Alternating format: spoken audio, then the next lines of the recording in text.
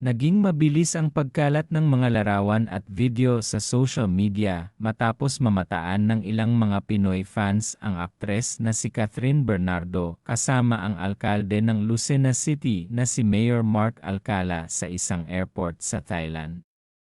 Sa mga kumakalat na stolen shots, makikitang simple lamang ang pananamit ng dalawa habang naglalakad sa loob ng paliparan, na agad namang nagbigay daan sa samut-saring espekulasyon mula sa mga netizen.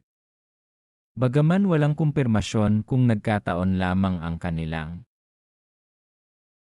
pagkikita o kung may mas malalim na dahilan ang kanilang pagsasama, hindi napigilan ng mga marites at fans na bigyang kulay ang bawat galaw ng dalawa, lalo na't kapwa sila tinitingala sa kani-kanilang larangan, sa kabila ng ingay sa internet. Nananatiling tahimik ang kampo ni Catherine at ni Mayor Mark hinggil sa tunay na estado ng kanilang ugnayan. Marami sa mga tagahanga ng Key Asia's phenomenal superstar ang nagtatanggol sa kanya, na nagsasabing baka bahagi lamang ito ng isang proyekto o kaya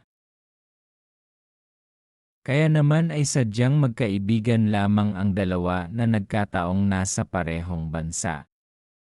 Gayunpaman, dahil sa pagiging mailap ni Catherine pagdating sa kanyang personal na buhay matapos ang kanyang huling relasyon, ang bawat spotting na tulad nito ay nagsisilbing mitsa ng panibagong kuryosidad sa publiko kung handa na nga ba ang aktres na muling magbukas ng kanyang puso.